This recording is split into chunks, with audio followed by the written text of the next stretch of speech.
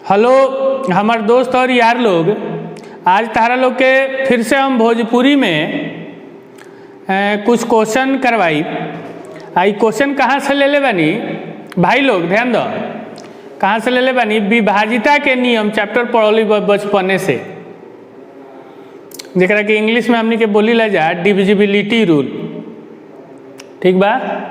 तो ये चैप्टर बड़ा ही आसान बा, हर कोई लोग ये क्वेश्चन के इस चैप्टर के क्वेश्चन को बनावेला, ठीक बा।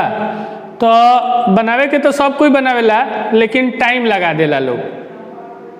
आ हमनी के क्या कल जाई, पहले कॉन्सेप्ट समझ लेवल जाओ, आ कॉन्सेप्ट समझ के 5 सेकेंड में एक आंसर कर देवे। 5 सेकेंड का मतलब का, क्वेश्चन पढ़नी और ओकरा बाद 5 सेकेंड में सॉल्व कर देवे के बाद। तो चलो तारा के पहले हम कुछ बतैले रही, क्या बतैले रही, वैदिक मैथ ओकर एगो कॉन्सेप्ट बा छोटा सा, पहले देख लेवल जाओ का कॉन्सेप्ट बा, तब तारा के हम क्वेश्चनों दिखाई। क्वेश्चन बड़ा मज़ेदार बा। का बतैले रही कि जैसे लिखल बा 6, तो नहीं मोटा ले लेते हैं, 6 7 8 1 3 2 9 6 3 आ एकरा के 9 से भाग देवे के बाद। डिविजिबिलिटी रूल, विभाजिता के नियम। विभाजिता के नियम क्या कहता है कि बिना भाग दिए, बिना डिवीजन ऑपरेशन कैले ये बता दो कि कटी कि ना कटी, आ ना कटी तो इहो बता दो कि शेष कितना बच। कितना बार में कटी उ नहीं पूछत, हम पूछत है का कि कटी कि ना कटी, आ कटी ना कटी तो शेष कितना बचे, बस ये दूगो बतावे के बा। एकरे के कहल जाला विभाजिता के नियम, डिविजिबिलिटी रूल। तो देखो तारा के हम वैदिक मैथ में बतैले रही भाई लोग ध्यान दो, का बतैले रही कि 9 से अगर कोनो नंबर में भाग देवे के बा, तो जहाँ जहाँ अंक के योग 9 दिखी ओकरा के गायब कर देवे के बा, हटा देवे के बा। तो देखो जहाँ जहाँ 9 दिखता हम हटावत जाते हैं। देखिए ध्यान से, ये 6 गो आ 3 गो, 9 गो हो गई तो हटा दो। देखो 7 गो आ 2 गो जो मिलल हटा दो, 9 गो हो गई। 8 गो आ 1 गो इहो 9 गो हो गई, आ 9 गो हईले रहे हटा दो। आई 6 गो आई 3 गो 9 गो, यानी कि हई जो नंबर लिखल रहे ये सब 9 से पूरा कट जाए। लेकिन ध्यान दिया बुक में सबके जोड़वावेला, जोड़वा के बाद करेला, तो ये जोड़े में टाइम लागेला। जैसे एक और देख लो, 4 3 2 6 1 7 5 8 आ एकरा में चेक करे के बाकी 9 से भाग लगी कि ना। भाई लोग देखते ही बता दो कि लागी कि ना लगी। हमरा तो दिखता, आई तोहरो दिखी, लेकिन का बा कि थोड़ा सा समय लगी है लिए कि कॉन्सेप्ट थोड़ा सा बढ़िया से समझो। आ डिटेल में एकरा देखे के बा तो वैदिक मैथ में बतैले बनी, वजह जाके देखी है। तो देखो 9 से काटे के मतलब कि जहाँ जहाँ डिजिट सम अंकों के योग 9 मिली ओकरा के हटाइए। तो देखो है हमरा 5 गो आ है 4 गो हटा देनी, है 8 गो आ है 1 गो 9 गो इहो हटा देनी, है 7 गो आ 2 गो 9 गो इहो हटा देनी, 6 गो और 3 गो 9 गो, यानी कि भाग दे हम तो हमें रिमाइंडर कितना है 0 है, वो में कितना है 0। अब समझ गई लो। अब आवल जाओ क्वेश्चन पे। क्वेश्चन बड़ा ही इम्पोर्टेंट बा, महत्वपूर्ण बा। चलो देखो क्वेश्चन हवा हमनी के, देखिए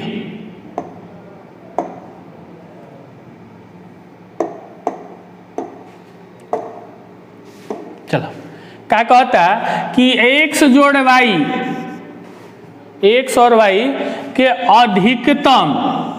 अधिकतम का मतलब ज्यादा से ज्यादा, न्यूनतम मतलब कम से कम मान का होगा, मान कौची हुई। कहता है कि दोनों के जोड़म तो अधिक से अधिक कितना हुई, आ दोनों के जोड़म तो कम से कम कितना हुई? 2 गो होई एकर आंसर। देखो ऑप्शन में सब में 2 गो देले बा। नंबर देले बा का कि 2 गो 3 गो x गो 4 गो y गो एगो में 9 से भाग देते हैं तो कहते कि पूरा पूरा भाग लग जाता। तो बतावा कि x और y के जोड़ल जाई, x और y के, तो अधिक से अधिक कितना हो सकेला कम से कम कितना हो सकेला। तो हम तारा के बतैनी है अब के का बतैनी है भाई लोग कि 9 से भाग देवे के मतलब 9 से भाग देवे के मतलब कि जहाँ जहाँ अंकों के योग 9 देखी ओकरा के पहले हटई है। तो देखो 4 गो 3 7 गो 2 9 गो हट गई। अब का बच गई भाई लोग? तो भाई लोग के हमारे बच गई बा x प्लस के y प्लस के 1 ई अब 9 से कटे के चाहिए काहे कि हई तीनों तो 9 से कट गई, तो अब हइयो 9 से कटे के चाहिए। तो ई 9 से तो तभी न कटी भाई लोग ई 9 से तभी कटी जब इस तीनों के जोड़ला पर 9 होके के चाहिए या 18 होके के चाहिए या 27 होके के चाहिए। तो हई दोनों के अगर x प्लस y के वैल्यू हमनी के 8 डाल देवल जाओ एगो पहले से बा तो ये 9 हो जाए। अच्छा x प्लस वाई के वैल्यू अगर हमनी के 17 भी डाल देम जा तो ध्यान से देखो इहो कट जाए। काहे कि एक बा है या 17 मिला देम तो इहो 18 9 से कट जाए। x प्लस वाई के वैल्यू 26 डाल देम तो कट जाए। देखो 26 है एगो हई बा 27 गो। लेकिन दिक्कत का बा कि x और y के वैल्यू 26 ना हुई। काहे ना हुई भाई लोग काहे ना हुई? काहे कि हई दोनों के जोड़ला पर 26 आवे के चाहिए ना कहता। तो एकर x के वैल्यू मैक्सिमम कितना हुई? 9 हुई। काहे 9 हुई? काहे कि अंक तो अंक 0 से 9 ही तक लिखिए सकल, 10 लिखब तो 2 अंक हो जाए। हेकरो वैल्यू अधिक से अधिक कितना हुई? 9। तो 9 और 9 18 से ज़्यादा ना हो सकेला। दैट मीन्स का मतलब समझता नु अर्थात इंग्लिशो थोड़ा थोड़ा बोलत है। तो हई तो होई ना, यानी कि कम से कम वैल्यू होबो 8 है अधिक से अधिक कितना होबो 17। तो देखो कौन ऑप्शन में होबो 17 8 दिखत हवा एकरे के मार दो। अब ये अगर तू समझ गईल तो देखो कैसे बनैता भाई लोग कि 4 3 7 2 9 खत्म हो गई। तीनों के मिला के अब 9 होके के चाहिए। तो ये 8 हो गल एगो 9 तो कम से कम हो गल 8 x प्लस वाई 17 भी डलब तो कट जब 26 काहे ना रहब काहे कि दोनों अंक अधिक से अधिक 18 से ज़्यादा ना हो सकेला। x प्लस वाई जो होगा x प्लस वाई जौन होई तार ये अधिक से अधिक 18 से ज़्यादा हो ही ना सकला। तो 26 होई ना तो 2 गो होगा 8 और 17 या 17 और 8 इस तरह से मार दे बा। अब अगला क्वेश्चन देखो। अभी अगर समझ गए हो तो अगला के उड़ा देबो एकदम। देखिए भाई लोग, अब भाई लोग कहत हैं तो बहन लोग भी ध्यान दिए सब लोग, ठीक ना। चलो अगला क्वेश्चन दिखाओ थे।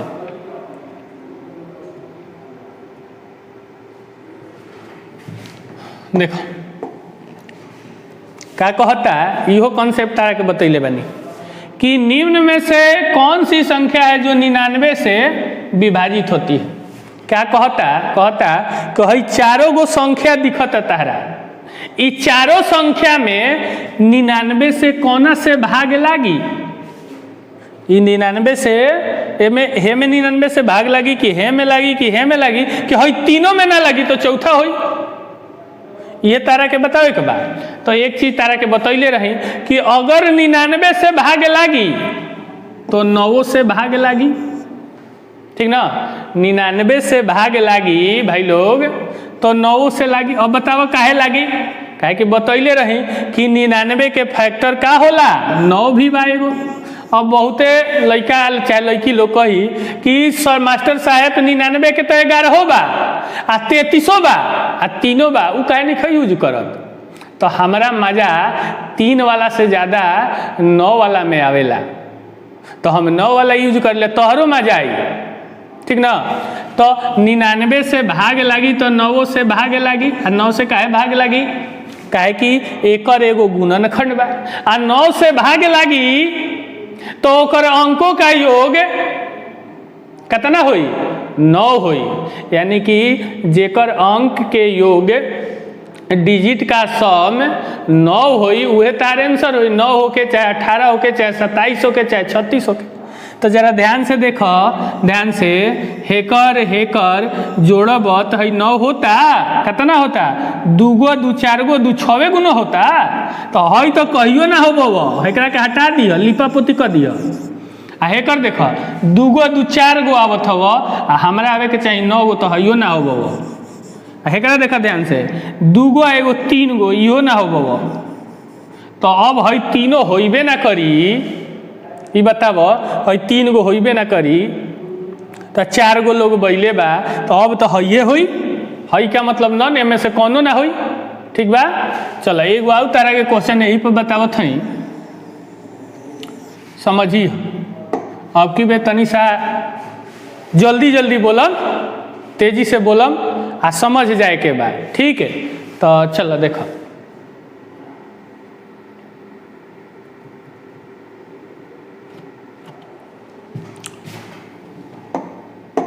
चलो देखो क्या कहता कि x का मान ज्ञात करो जहां इतना 18 से विभाजित है और x एक पूर्ण संख्या है। क्या कहता भाई लोग ध्यान दियो, तो इनसे प्यास लागल बहो, पानी पी लेवे दो।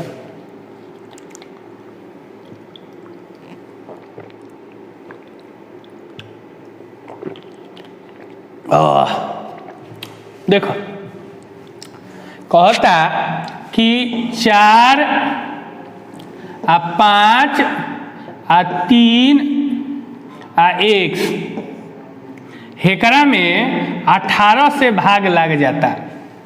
ये क्वेश्चन कहले हव का, ये प्रश्न कहत हव कि हई जौन ऊपर लिखनी है ना, ओकरा में 18 से भाग लागत हव। आ हेकरा में 18 से अगर भाग लागत हव तो 9 से लगबव।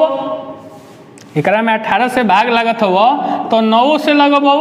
अब बता दो 9 से काहे लगबव, तो 9 से अब के बताइए कि 18 के एगो गुणनखंड होला 9 फैक्टर, तो एमे 9 से लगबव। आ 9 से लगबव तो हेकर डिजिट सम अंक के योग कितना होखे के चाहिए, 9 होखे के चाहिए। तो देखो 5 गो 4 गो तो 9 गो हो गल। अब 3 गो ही हवा, हेकरा कितना दे दी कि 9 हो जब, तो 6 गो देव तो हब 6 गो 3 गो 9 गो, तो देखो कोना में हो, बी में, आ मार के निकल जाए के बाद। अब क्या करे के बाद भाई लोग बहन लोग, कि अगर ही समझ में आइल हुई तारा लोग के तो लाइक करी ह, लाइक समझता ना, शेयर भी करी ह, सब्सक्राइब भी करी ह, आ एगो घंटी बजावे वाला हो, घंटियों बजा दिए, टिप दिया ऐसे घंटी बाज जाए, ठीक है।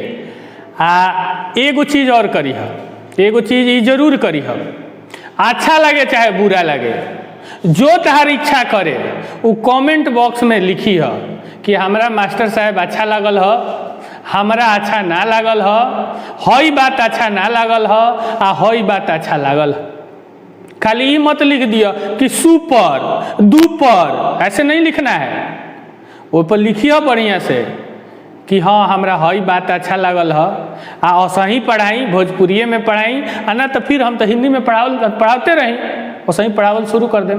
तो चलो धन्यवाद। लेकिन एगो काम करो, खूब मन लगा के पढ़ो, जम के पढ़ो, हिला दो कि अब की बे लॉकडाउन खुले दो तो हम दिखाई। आई ना कि भर दिन घरे के पकौड़ा आ जिलेबी छान छान के खा, तो फिर दिक्कत बा। तो चलो, थैंक यू, धन्यवाद।